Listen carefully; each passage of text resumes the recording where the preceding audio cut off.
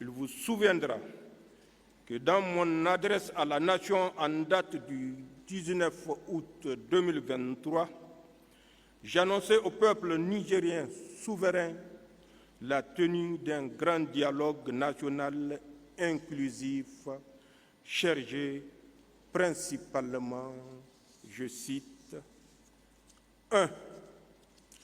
De définir les principes fondamentaux devant régir notre transition. 2. Définir la période de la transition.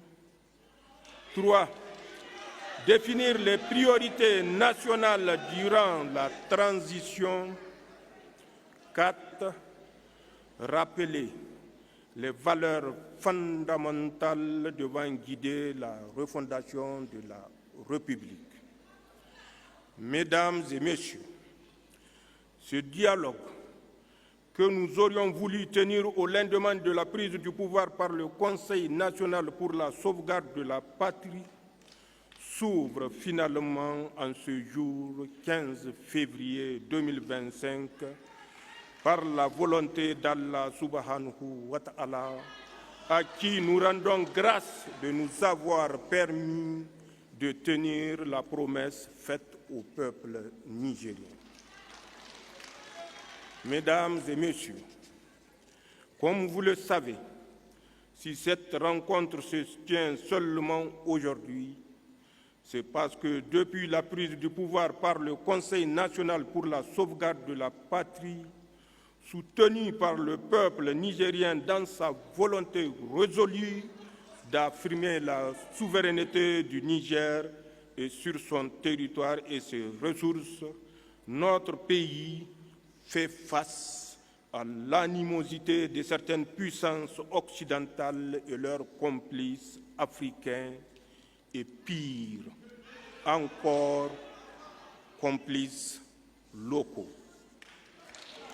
Les Nigériens vivent encore dans leur chair l'embargo lâche, inhumain, illégal, ainsi que la menace d'une guerre militaire contre leur pays, décidée par la CEDEAO sous influence, sur injonction de la France.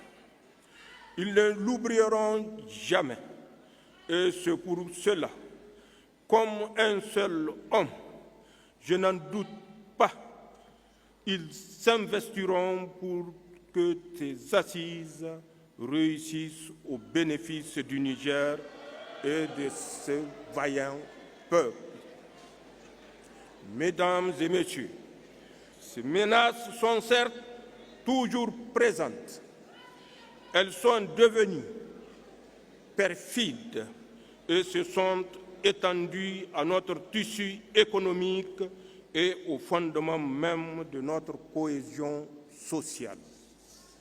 Mais grâce à la détermination du peuple nigérien et des forces de défense et de sécurité, la résilience et le sens du sacrifice de nos populations ainsi que nos prières, nous avons réussi à ce jour à les contenir, à créer les conditions de stabilité nécessaires pour la tenue de nos assises.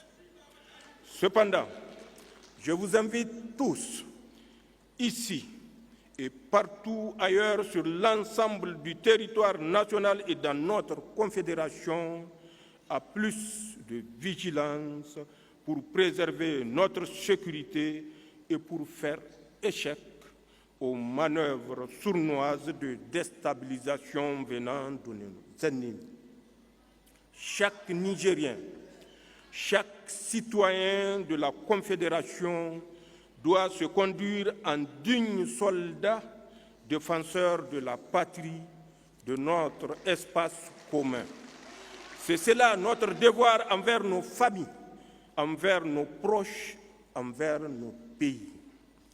Mesdames et messieurs, en parlant de défenseurs de la patrie, je vais une fois de plus rendre un vibrant hommage à nos forces de défense et de sécurité et à notre vaillant peuple qui continue de se battre pour notre souveraineté et notre dignité dans l'honneur et la victoire certaine à venir, Inch'Allah.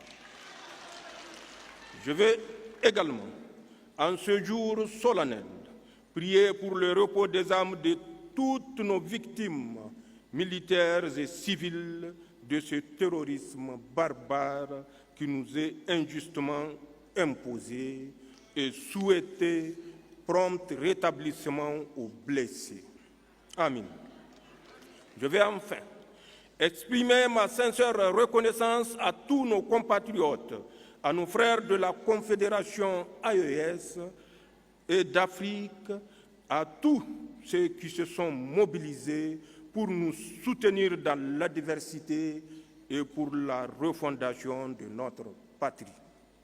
Je veux leur dire qu'ils méritent tous d'être participants aux assises qui débutent aujourd'hui à Niamey. Mais je reste aussi convaincu qu'ils vont continuer, peu importe le lieu ou la place qu'ils vont occuper, à soutenir le processus historique en cours au Niger et dans les pays de l'AES, car c'est une question de souveraineté et d'engagement patriotique.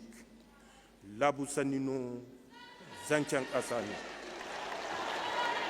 Au-delà de la simple participation ou non à des assises, quelle que soit par ailleurs leur importance, c'est surtout de notre survie en tant que pays et de nos intérêts communs dont il s'agit. C'est donc le moment de vous inviter chacun et tous, chers compatriotes, à ne pas rester à la marge ou de vous auto-exclure de ce mouvement historique qui sera gravé dans les annales de notre cher pays. J'instruis par conséquent le gouvernement de continuer à œuvrer pour associer encore davantage nos compatriotes à la tenue de nos assises en initiant des procédés innovants pour un dialogue national inclusif et réussi. Mesdames et messieurs, à l'endroit des participants aux assises, vous avez été désignés par vos structures respectives, mais désormais, vous devez vous comporter en digne fils du Niger, grand défenseur de valeurs nigériennes et de seuls intérêts du pays. Vous devrez, par conséquent, vous départir de tout corporatisme, de tout esprit de clan et de tout égoïsme pour vous mettre au service de l'intérêt général. Je vous exhorte donc à vous élever au niveau de la confiance placée en vous par le peuple nigérien et de responsabilités qui sont désormais les vôtres. Dans chaque parole prononcée et dans chaque acte posé, vous devez avoir à l'esprit les sacrifices consentis par notre peuple et ses attentes légitimes dans un nouveau départ, afin que cette fois, nous posions véritablement les bases inébranlables d'un avenir meilleur, de stabilité politique et de progrès économique et social pour tous.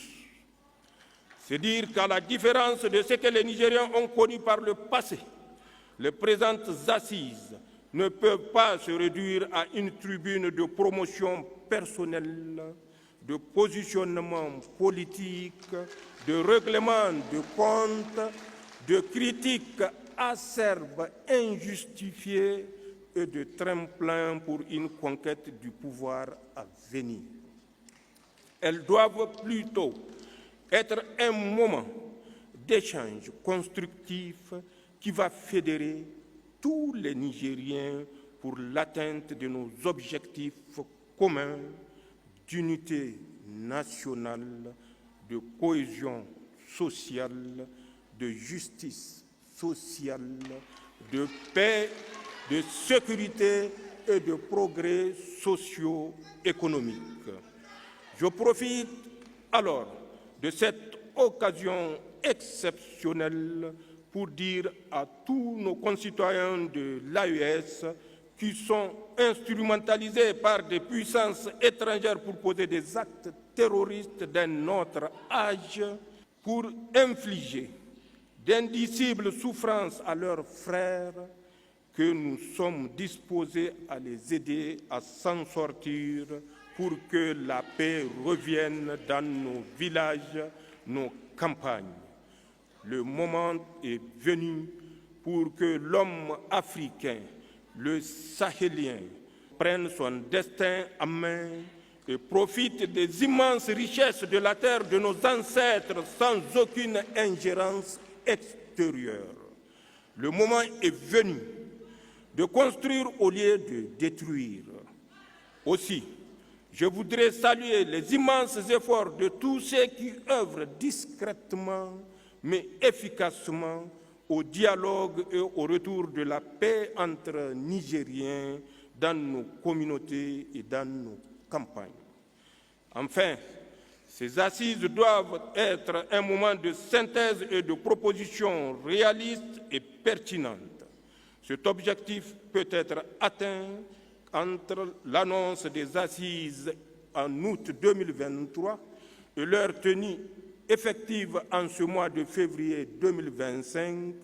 Les Nigériens des villes et des campagnes ont eu le temps de débattre en profondeur de tous les sujets d'intérêt national et de faire des propositions aussi bien individuelles que collectives pour mieux faire face aux défis qui se posent à notre pays. En effet, le ministre d'État, ministre de l'Intérieur, vient à juste raison de nous rappeler que c'est le 31 décembre 2023 que le Premier ministre a procédé au lancement officiel de nos assises régionales à Agadez.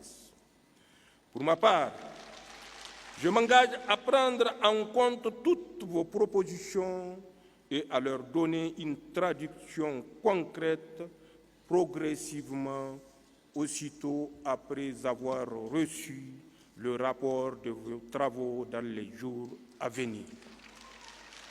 En souhaitant pleine réussite à nos assises, je prie Allah, le clément et le miséricordieux, de bénir le Niger, son peuple, de bénir nos concitoyens de la Confédération AES et tous les peuples épris de paix et de justice. Que ces assises apportent le meilleur au peuple nigérien qui le mérite tant. Vive le Niger, vive la Confédération AES, Labou Sanino, Zanchan Kassanou, je vous remercie.